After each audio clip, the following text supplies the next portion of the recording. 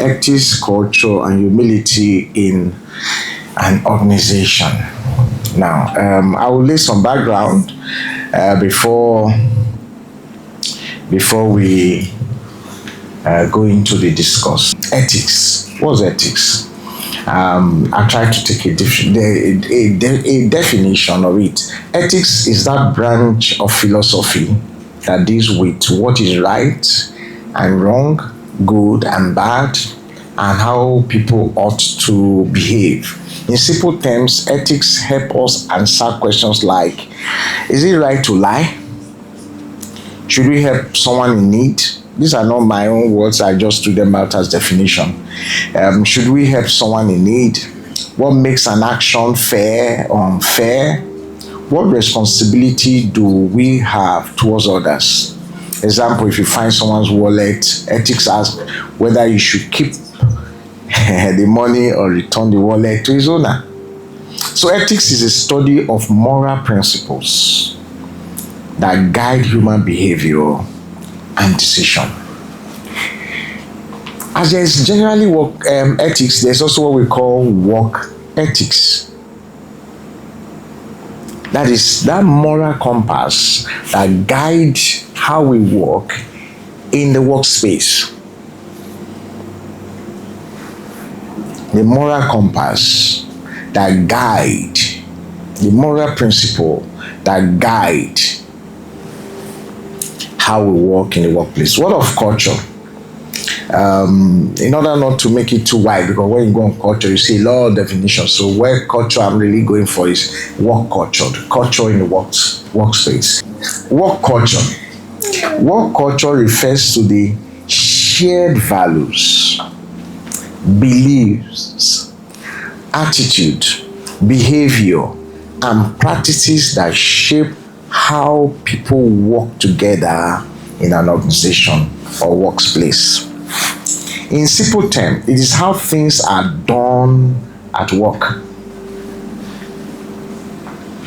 For example, a workplace may have a culture that values teamwork, which we do here.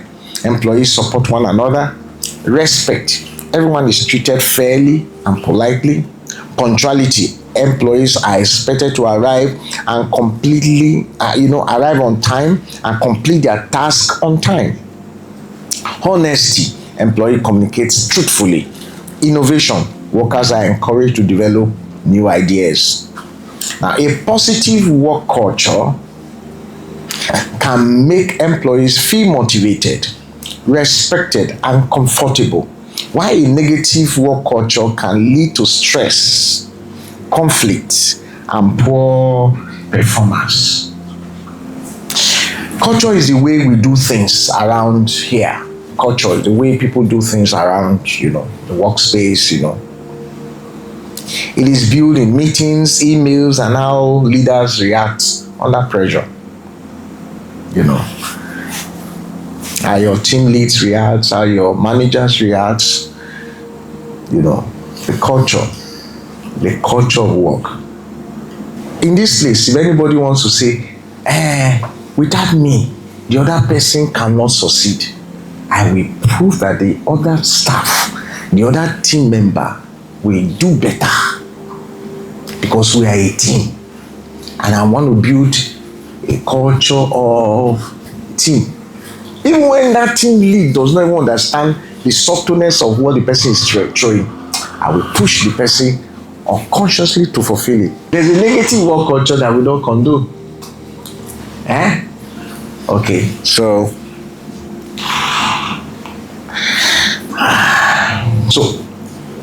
now let me quickly put some few other things there. 4 pillars of a healthy work culture: trust, respect,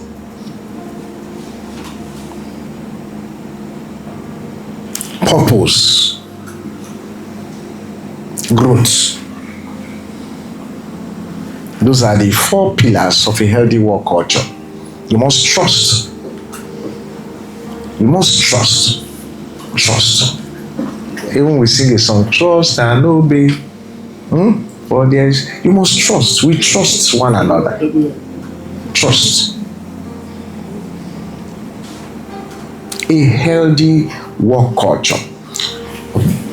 One, trust. Trusted each other.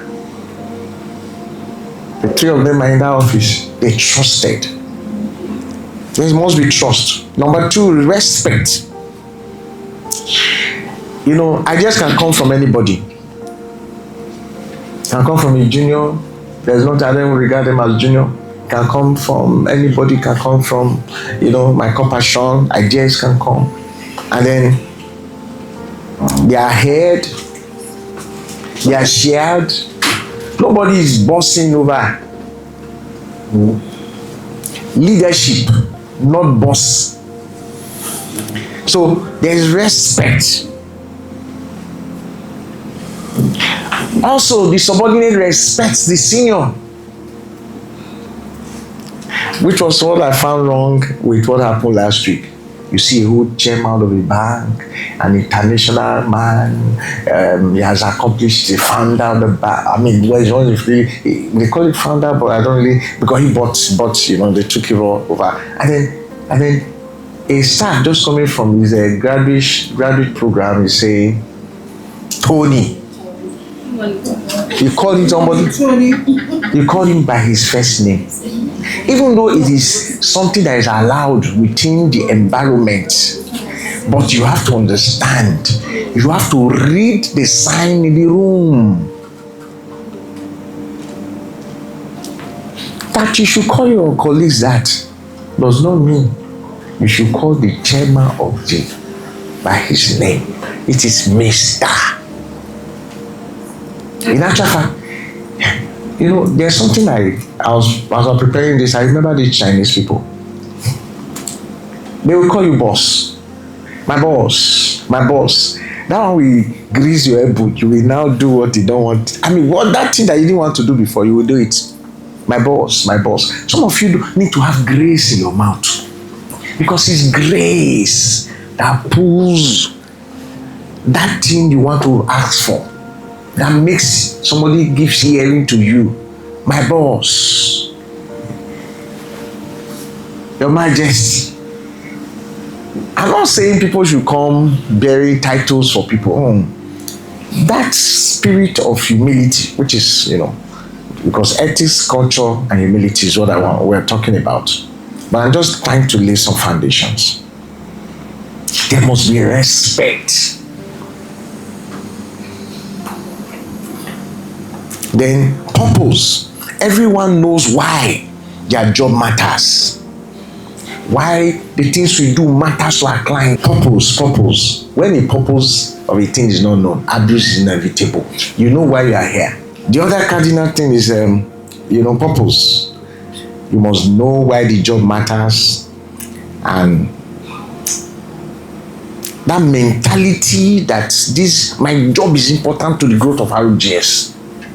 If I don't do my job, I'm hindering RGS from growing.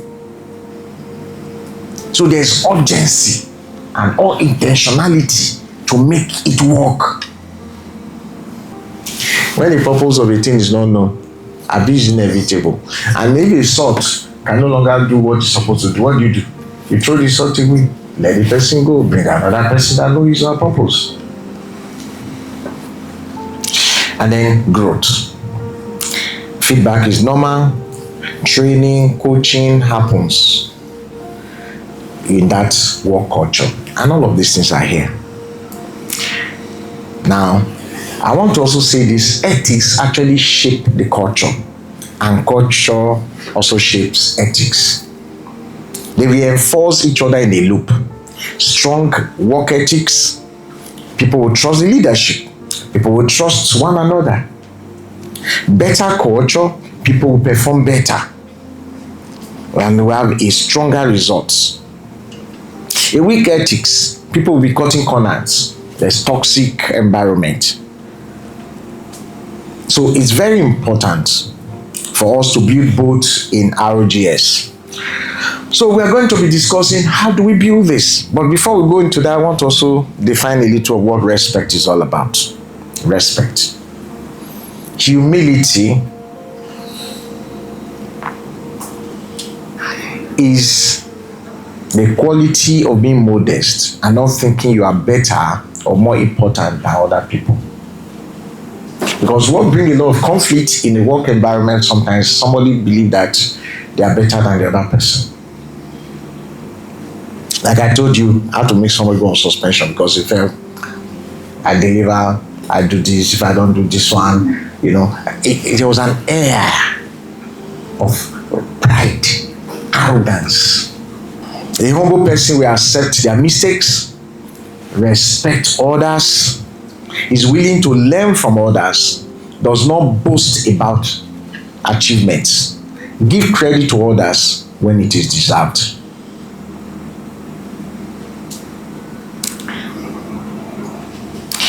Now, let me put this like this for you to understand that humility does also mean,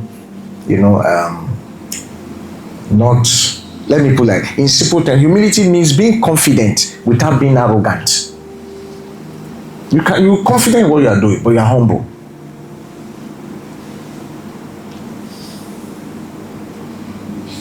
You are humble. Now, what's the characteristics of somebody who's humble? Modest. They do not boast about their achievements.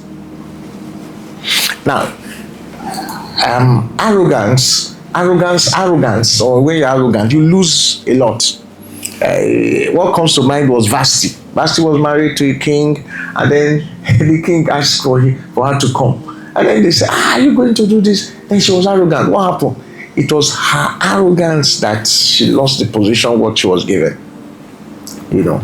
But maybe that does not play a role in your workplace. But generally, like I'm not just talking only to RGS community. I'm also talking generally in life, because we post this thing actually on the YouTube now.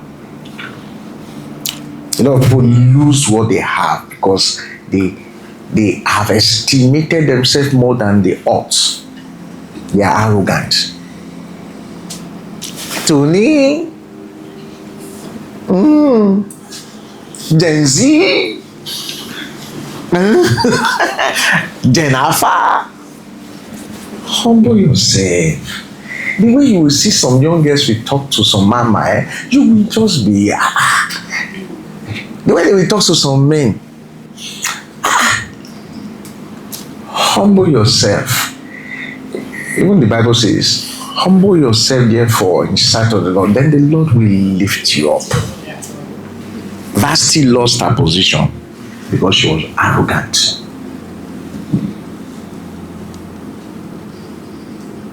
Don't let that spirit of Vashti come inside you. I can't think of a better one, but I'm trying to remember so I can remember. Use the one, but that one relates more to relationships than work environment. But it's there, it's prevalent everywhere. You see, people are arrogant. Even children are arrogant to their parents. Okay, it was just withhold the blessing that should be coming to you. Your boss, your HOD is talking to you. You are arrogant.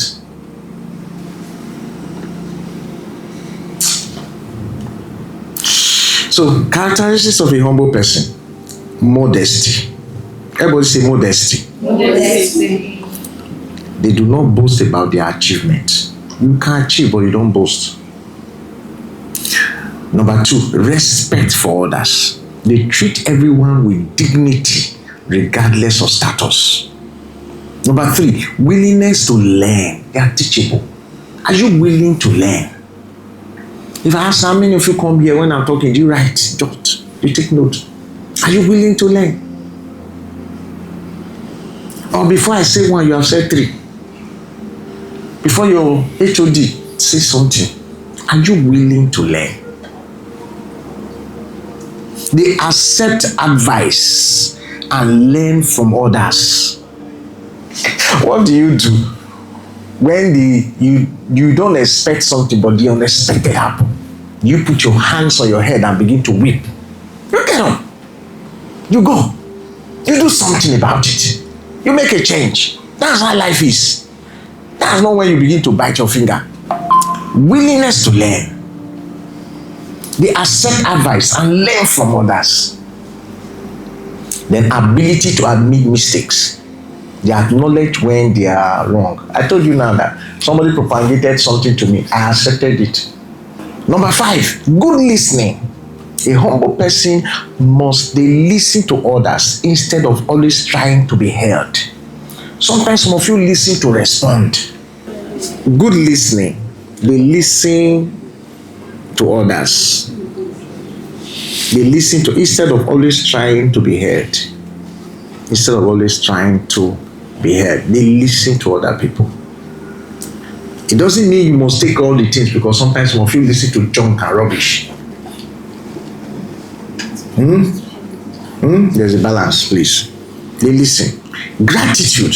They appreciate the help and contributions of others. Self-control. They avoid arrogance and unnecessary arguments.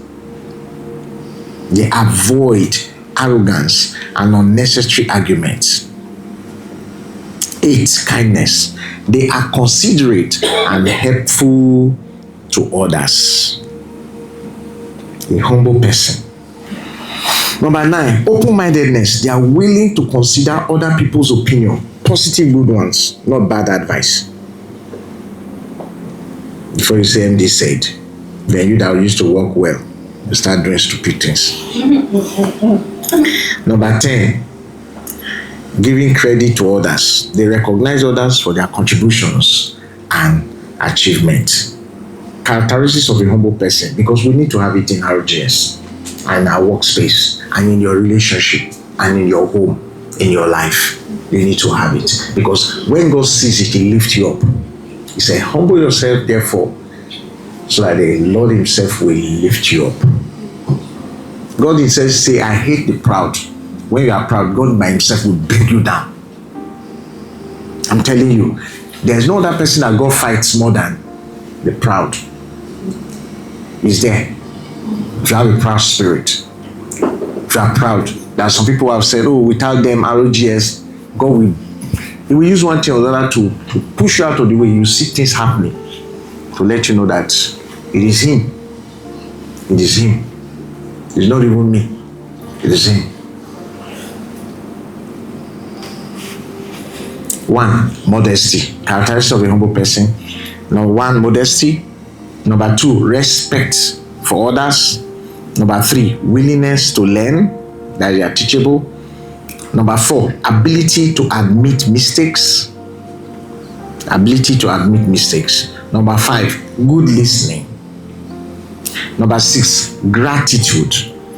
They show appreciations for the contribution of others. Number 7, self-control. They avoid arrogance and unnecessary arguments. Self-control. Number 8, kindness. They are considerate and helpful to others. Number 9, open-mindedness. They are willing to consider other people's opinion, but I said it must be a balanced, good one. Number 10, giving credit to others. Ethics, culture, and humility in an organization. These 3 are what separate companies that last from companies that just chase profit. There are some companies they don't last. So as a company, we need to think of this. Ethics, the rules of the road. Culture, how people actually drive, what happens here. Humility, the ability to admit when you give in to the other, support one another, and build a team. So ethics, culture means how we do things when no one is watching. And ethic culture means right behavior is the default, not the exception. What are we looking for? We must have clear values,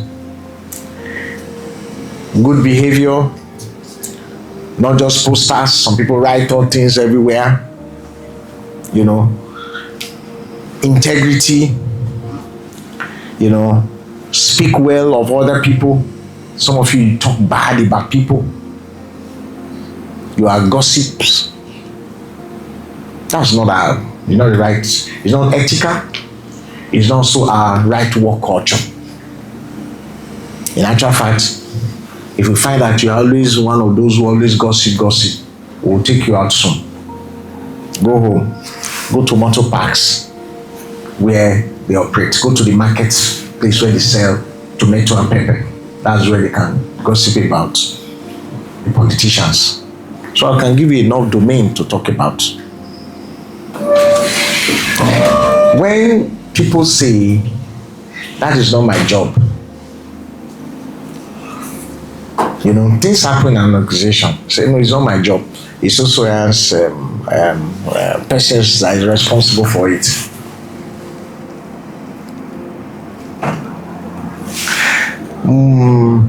Turaya, what do you think is at play when in a team somebody will say that is not my job?